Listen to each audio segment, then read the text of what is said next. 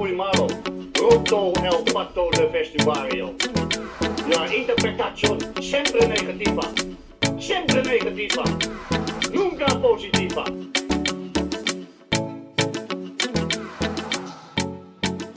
Welcome to the first Siempre Positivo Monday podcast of 2026 as Barcelona kick off the new year with a Joan García derby win away at Espanyol, extending their winning run in La Liga to 9 games. A full house today. Joining me, Sam Marsden, as ever, are Rik Sharma and Toni Joan Marti. Rik, how are you? Yeah, doing well. Looking forward to tomorrow, which is the 6th of January, which is a big day in Spain when the Reyes bring their presents for people. I hope they bring Toni Joan Marti a new laptop with a camera that works. I miss seeing his little face. Yeah, Tony, the three wise men arriving in Barcelona tonight. What have you asked for? What's your request? What's your wish? Good morning, Happy New Year for everybody, for all those that we were not in touch yet in this new year. To be honest, I have a new laptop since 3 weeks ago, but I'm still using. Yeah, I'm still using the old one because. It's like I want to take care of the new one, only using for work, protecting it. It's like if it was a little baby. So yes, I still haven't tried never the webcam of the new laptop. So I'm still using the old laptop. But the funny thing is that the webcam, yes, it's working because I see like the red signal. Funnily enough, the webcam is working, but the microphone's not because Tony's disappeared. Yeah, I hope the Reyes bring him new internet as well, new mobile phone while they're at it. It's good insight into Tony's mind, actually, this idea, what he's just said about not using his new laptop for anything but one thing, for work. It doesn't make any sense. Like, it's not going to get damaged by doing a Zoom call on it. But sense never really comes into it. Yeah, I'm back. Perfect. Couldn't have gone any better. Yeah, well, okay.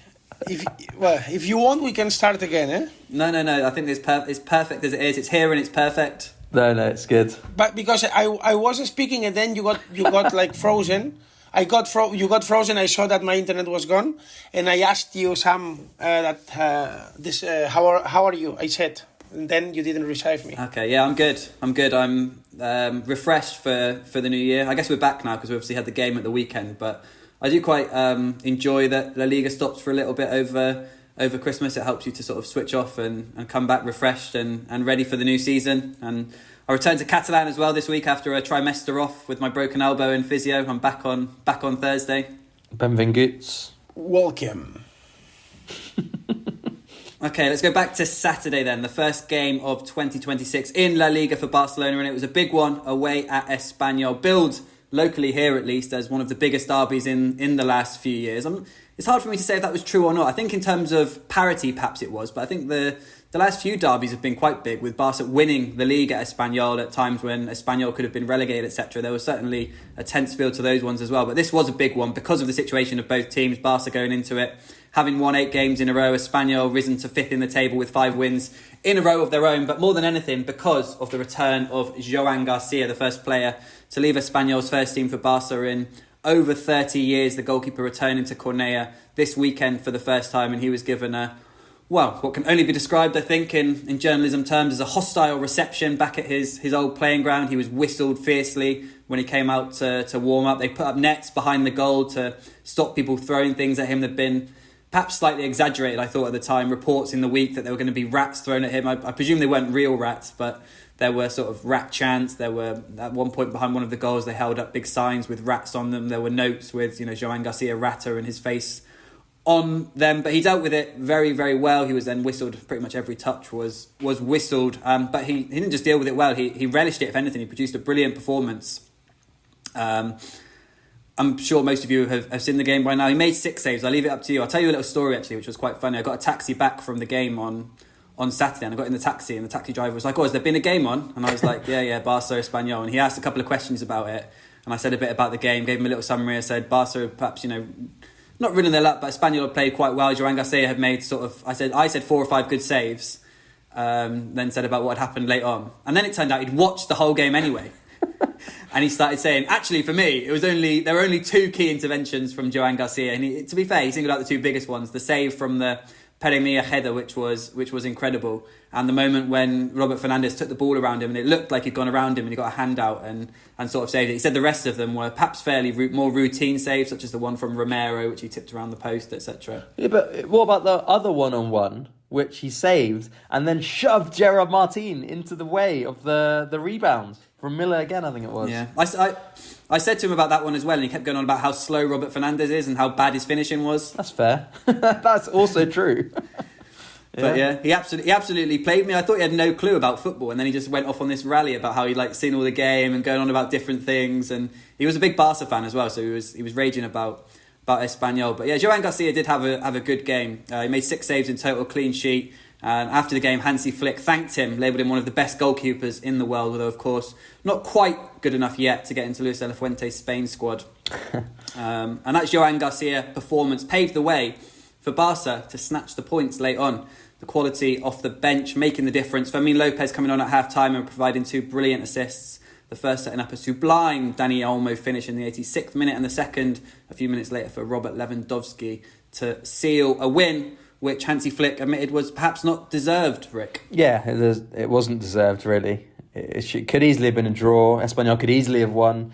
But, I mean, it depends how you look at it. At the end of the day, the only team with the finishing quality to score 2 goals in this game was Barça. We mentioned how poor Roberto Fernandes' finishing was for Espanyol, and then you have a brilliant finish by Dani Olmo and a lethal finish from Lewandowski as well.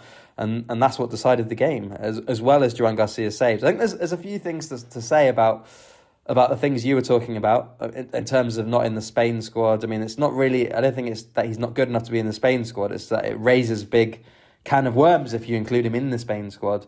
You don't want to have 2, I mean, in theory, 2 very good goalkeepers in the Spain squad fighting for a place. You want to have your first choice and then you have your backups. Not that I think personally that Unai Simon is very good. I think he's a good goalkeeper, but I don't think he's a great goalkeeper. And I would absolutely have Joan Garcia over him. But I can understand why Joan Garcia hasn't been brought into the Spain squad. There's no point taking out Ramiro, for example, and putting Joan Garcia in and having 3 goalkeepers who all think they should be playing. With obviously David Raya as well. Spain are kind of blessed in goal. And then in terms of the Joan Garcia saves, I think he had a fantastic game. But the best save of the night was actually made by Dimitrovic from Eric Garcia at the other end. That save was absolutely astonishing. But yeah, Joan Garcia, brilliant performance, and Barca lucky to get away with the win here. I totally disagree. With this. For me, the save of Joan Garcia on that header of Milla was much better, because on the save of Dimitrovic, it's easy what he did, because coming from the left and with that distance, he could only go all in on what he did, Dimitrovic, trying to cover the space. But with Joan Garcia, there was a lot of directions where the header could go. First post, second post, and he reacts with only 2 milésimas, ¿cómo es en inglés? Yeah, milliseconds.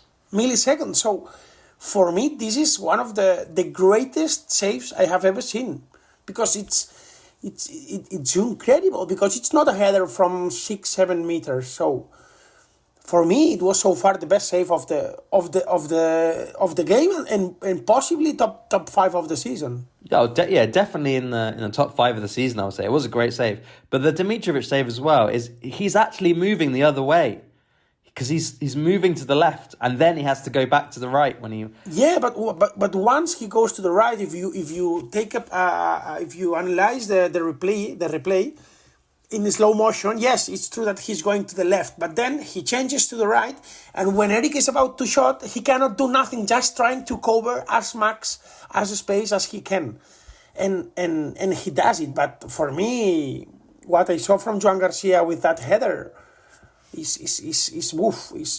a lot of million euros at this stage. Yeah. And to be fair, the one other thing I think is amazing from Joan Garcia, and not because of the actual action itself, but is when he saves when Roberto is through 1-on-1, and then he decides, Roberto, not to shoot and to try and take it around Joan Garcia. And I think he saved that because of all the other saves he made in that game already. That if he hadn't made all those other saves, if he hadn't saved from Miller, I think that Roberto just shoots before, instead of trying to take it around him. He doesn't back himself to beat Joan Garcia with a shot. So he thinks, I've got to get around him. And then he made the save without even having to make the save. No, incredible. For me, yeah, the Garcia save is the one of the match, slightly better than Dimitrovic's for the reasons Toni says. When you see the slow-mo from behind and the sort of the movement of the hand, I think because, like Toni says, Dimitrovic is kind of like an all-in, throw-yourself kind of one, and you kind of see the reflexes of Joan from behind it. But yeah, both good saves. Let's appreciate them both. Why do we have to compare them? One thing that Flick said, which I felt was, look, you can take it as strongly or as a criticism of others as you want, but the Flick comment after the game, when he said, when he was speaking about Joan Garcia, and people said, it shows I think the question was something about like Joan Garcia's performance shows it's an obvious question, but the importance of having a top goalkeeper. But when Flick replied, he said, yeah, look at Real Madrid in recent years, basically alluding to the fact that, how many times have we seen Real Madrid sort of, be under the cosh and Courtois make 5 or 6 saves. And I guess Barcelona are never perhaps under the cosh like Madrid are because they play in a different way. But that feeling that, they needed that goalkeeper and that Flick feels he's now got it, doesn't he? Yeah, absolutely. And it's really hard not to take everything Flick says. Maybe it's a bit harsh, but it's just really hard not to take everything Flick says about Joan Garcia as a negative statement about Marc-Andre ter Stegen. Like when he said about Joan Garcia, oh yeah, just his presence there is so much. And I'm like, well, what you're saying really is that Barca haven't had any presence in goal for the last few years. Tony, I'm also just tracking back to the Spain situation. I was being a little bit sort of, what's the word? I don't know, facetious with the comment about him not being in the Spain squad, because I do agree with Rick's comments. Perhaps, he's been at Barcelona for half a season, etc. Obviously, he was amazing at Espanyol last season as well. And Spain are blessed with goalkeepers. But for you, Tony, rank him 1 to 4.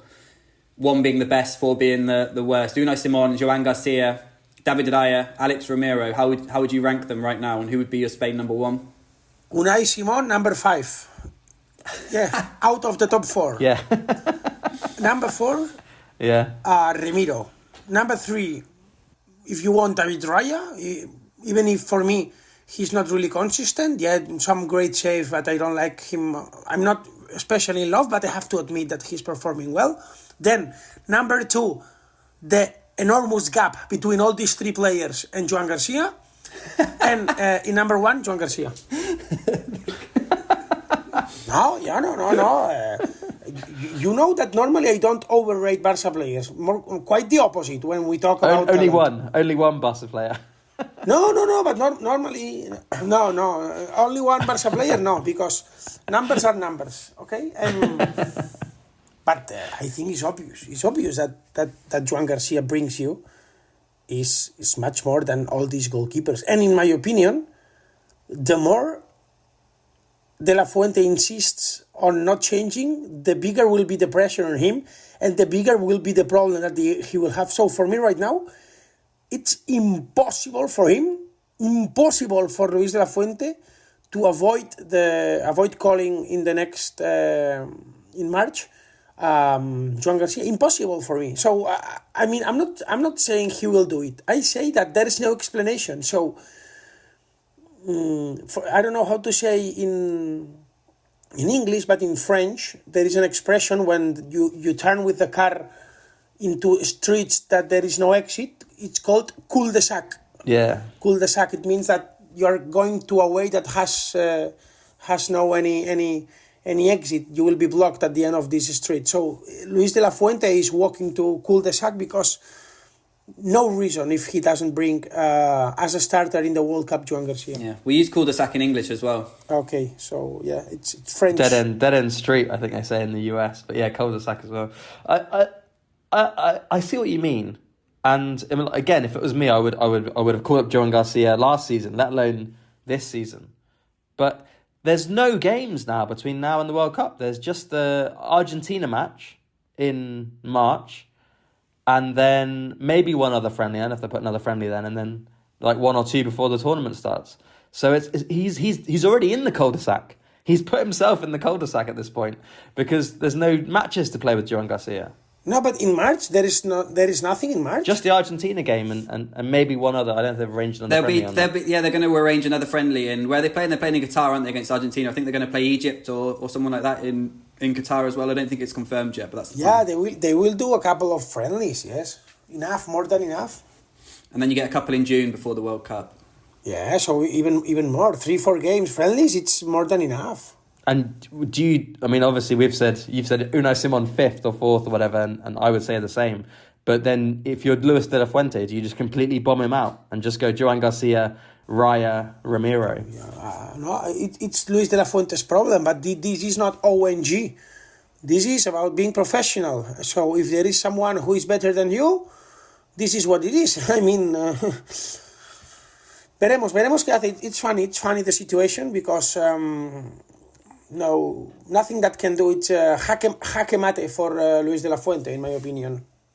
Checkmate, no? Is in English? Yeah, checkmate. ONG is, people already know, but NGO in English. But it's like, while it's not an NGO, you have to also manage the feelings and personalities and kind of the squad in that way, in the sense of... Okay, then let's play with Mahatma Gandhi as a goalkeeper, with Nelson Mandela as a centre back, and then... Come on. Like, this is soccer. This is football. Stop the feelings. Football. No. But in terms of if you're friends with Unai Simon in the squad and he's played every match and as Luis de la Fuente, you've kept him as your number one and defended him and insisted on him, and then suddenly he gets completely turfed out. I think it causes some disruption in the squad. Well, because maybe you have the same character than de la Fuente. Like you don't change your opinion. Never, and you get locked with the same opinion, but people has to be open to change and to admit that. Did you see, for example, the game between Osasuna and Athletic? No, I would never watch that. Take a look. Sam, did you see the game? No. Okay, after the pot, take a look, or while now, if you want, if you have 5 seconds, take a look into the goal of Athletic, of Osasuna, to Unai Simon. Take a look. It's a free kick from 40 meters. It goes into the net just in the middle of the goal, and Unai Simon gets like blocked and nothing. So there is no better weekend than this one, because it's not only Joan García being great, but also Unai Simon being a disaster. So this is what it is right now. He should. My main issue with De La Fuente, probably the biggest criticism I have of him, is that he didn't bring Joan Garcia last season and make this change happen earlier. Instead, even when he came in, it was a chance to get rid of Unai Simon, but he kept him. Pero bueno, en fin, I don't know. We are talking too long about a national team that is not your national team and neither my national team. So next question. Okay, yeah. Tony, back to the game. Obviously, we've covered Joan Garcia. Flick saying that for 80 minutes Barcelona were not very good. What did you make of the performance? It was another run out for what I infamously perhaps dubbed the Fantastic Four of Rashford, Rafinha, Lamine Yamal and Ferran Torres. I mean, even in dubbing that, I think I've always said quite clearly that I think for Barca to function at their best and for Rafinha to function at their best, he has to play off the left. But it was another discreet showing for him through the mid. Obviously not the only poor player or poor performance from Barca's team on a night when Espanyol were, for 80 minutes more intense, created slightly better chances, etc. But what did you make of the performance? Performance of the team or only the Joan Garcia one? Of the outfield team. Okay, no, I just wanted to add one last detail, quick, regarding Joan Garcia. What I liked is that after the goals of Barça, this guy is so humble and so respectful. No, respetuoso, ¿cómo es? Sí, respectful, ¿no? Yeah, respectful, yeah. That he didn't celebrate the goals of Barça. I saw it on TV when Barça was scoring both goals. Nothing, alone, just drinking water, in terms of not making people angrier. So this, I think that it was real fair play action what he did. Yeah. And I liked a lot, because I remember Courtois saying things to the fans of Atletico when Madrid were scoring away and in the derby. So Joan Garcia was brilliant, just doing nothing. Odious character. To analyze the Joan performance. Joan Garcia will be hearing from my lawyers in the morning though, because he's used my image without my permission. On his Instagram, yeah, it's a picture of Sam. No, but you appeared there. Yeah, on his from the game and the warm up. He's blurred and I'm more in focus. Hostia, en serio? I'll take a look later. Okay. No, the average performance of the team, nothing new. I know that I'm repeating, but most consistent team of the world, Barça. Ready to beat small teams, ready to fail against good teams. How many chances had Espanyol? Imagine that instead of Roberto is Mbappé, Florian Wirtz, Harry Kane, Dembele, Kvaratskhelia, you would be smashed. So, great attitude of the team, great quality. It's important how you add quality. This is the biggest difference, because when the battle is like draw battle, but then they go with all my respect, bad players in the last 20 minutes, and you go with Olmo Lewandowski, this is a game changer. I always say games are important, not how do they begin, but how do they end. And this is very important, the quality that you brought into the pitch. Hansi Flick also said that. Fermin as well. That was the key as well. Yeah. Fermin as well, who was key on the second and goal. First. Well, and also bringing on Dani Olmo and Pedri. Well, yes, and also on the first goal, yes, true. But the amount of chances that you conceded, for me, it's not for a team that wants to win the Champions League. So I keep on my opinion. Enough to win La Liga, same problems that you were showing, and with these problems, you are going nowhere in Europe. This is my analysis. There's a bit of quality off the bench, wasn't it? Really? Like you say, the two Firmino assists, the turn for the Dani Olmo goal, the run for the Lewandowski goal, and the Olmo finish was delightful as well. Obviously, just like Tony says, that quality coming off the bench, which Barca do have if they can keep everyone fit like they do have now in the attacking positions at least. Obviously, they're short in defence, but Pedri coming on as well. That was effectively what won the game, wasn't it? Yeah, exactly. They brought on 4 players better than anyone in the Espanyol team, basically. Apart from maybe Dimitrovic, obviously, outfielder is not the same thing. But yeah, the quality of the bench, I think the attack didn't work at all. 4 games, no goals for Ferran. Rafinha, rubbish as number 10. Rashford, one of his worst performances since joining Barca. Lamine was nothing special, but he was okay. It was the best of that lot. Midfield wasn't particularly good. Eric and Frankie in there, and then defense was quite poor as well. Gerard Martin. I mean, when I first saw that block he made on Mia, I thought that was amazing. How did he propel himself to get down and get that blocked? And then people started pointing out on Discord that it was Joan García, and then I saw the replay of it, and I was like, how has Joan García thought so quickly? Had the speed of mind to think, what I need to do right now is shove Gerard Martin onto the floor in the way of the ball to help sort of block the goal. I mean, we can praise Joan García for a lot of things, but it's hard to know exactly what he was thinking in that moment. He might have been sort of pushing, thinking, get out of the way so I can see. I don't know. I mean, I've now watched it. You think it's a deliberate thing, thinking, push and get the block? Well, yeah. Maybe not thinking I'm going to use him to block the shot, but yes, thinking I'm going to push him, and so it's not his fault, into the way of the player. Which could be a block, could be a interception, could just be an obstruction. And I've watched it like 12, 15 times now, and I think it's amazing. Yeah. So we know what Rick's been doing this weekend then. How does that all translate into Rick's ratings? The first of 2026. Yeah. Joan Garcia, 9.5 out of 10. 9.5? No, can't be serious. No, okay, you're joking, no? No, not joking.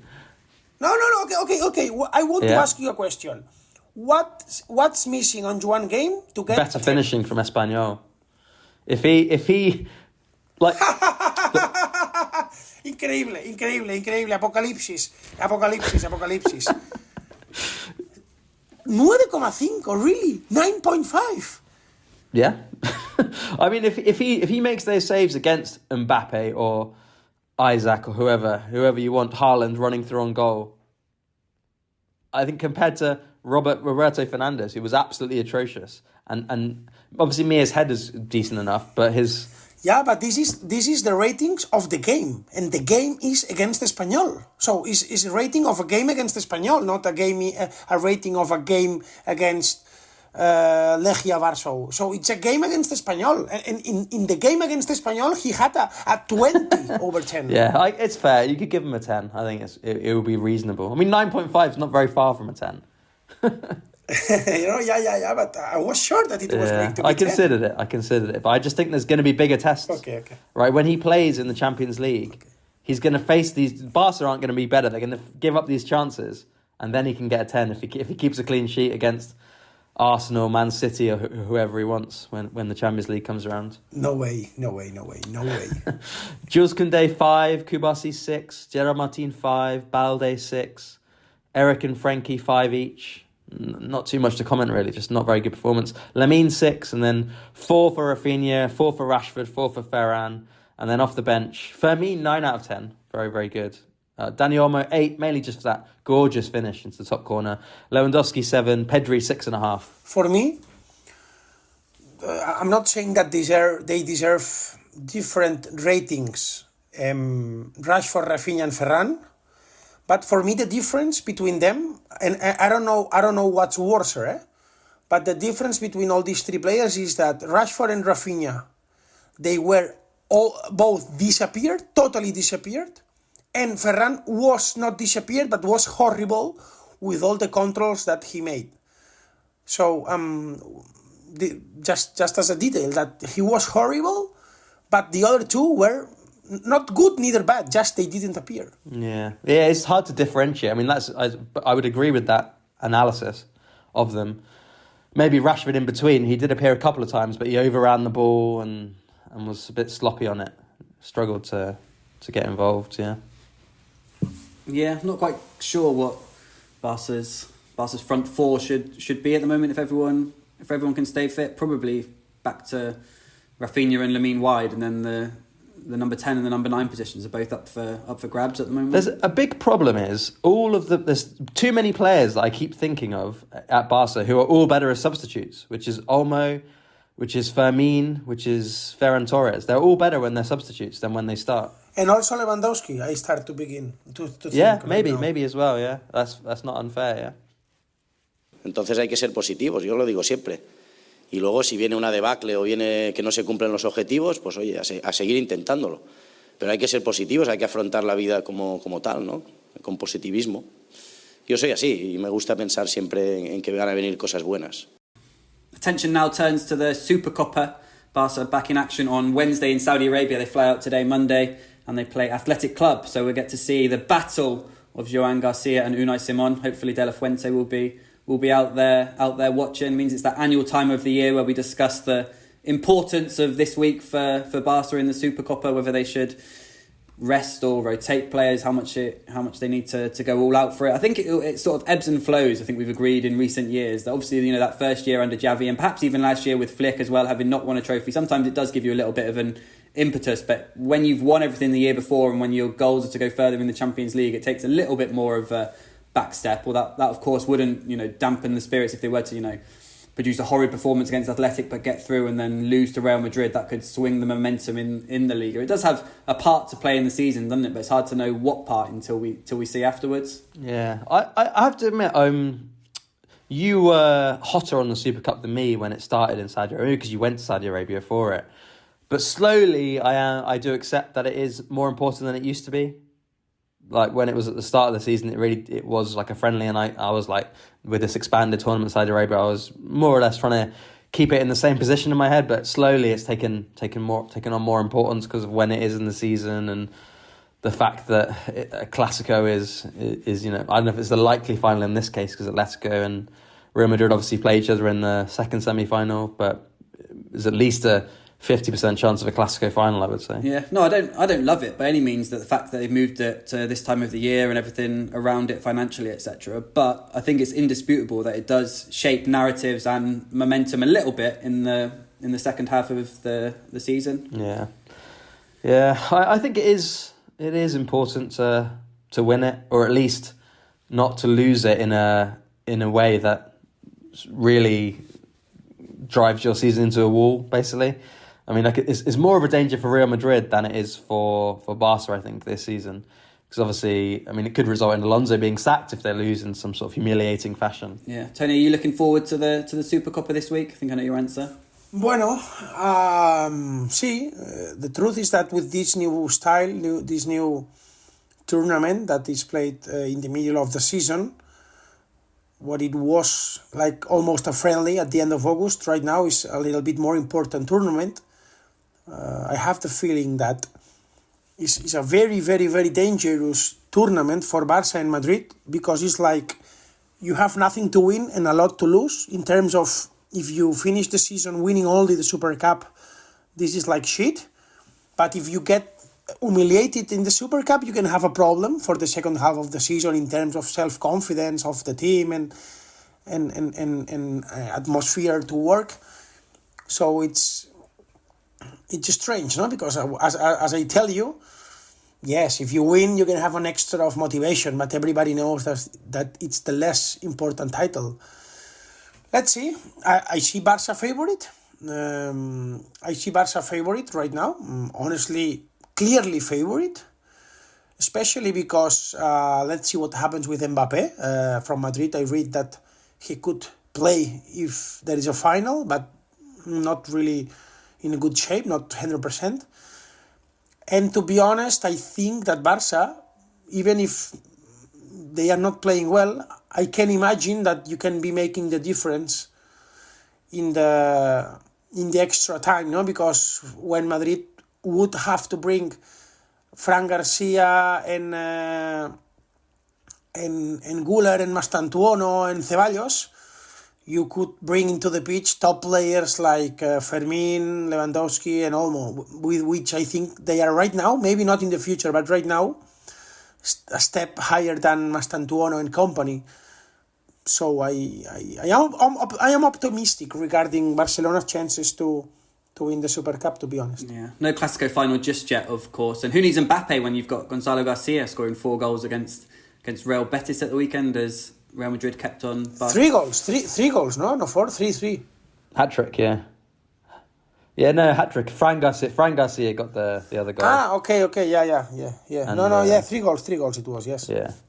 No, just wanted to say that it's funny that this guy totally disappeared.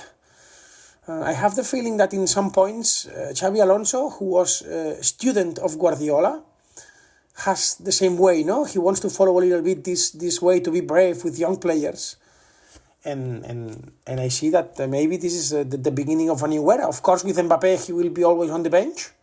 But right now, he's ahead of Hendrik, who has been loaned in Lyon, to Olympique Lyon. Yeah, fundamentally, the key is Vinicius is still there. If Madrid lose Vinicius next season, and I'm absolutely not saying he's not a great player, but it just doesn't fit with Mbappe, with Bellingham, with Rodrigo. I think there is a place for Gonzalo. I mean, we're still yet to see. You need to see him more, but he looks very promising. He looked really good in the summer, and then rare start and a hat-trick against Betis. But anyone can score a hat-trick against Betis, right? Exactly, yes. You always mistreating professional players. It's fine. It's fine that you show us your racism against the shark. Speciesism. That's all we've got time for today. We'll be back after the Supercopa semi-final on Patreon later this week. Barça, as I've mentioned, in action against Athletic Club in that semi-final on Wednesday evening. 8 p.m. Spanish time, 10 p.m. Saudi Arabian time. In the meantime, stay positive.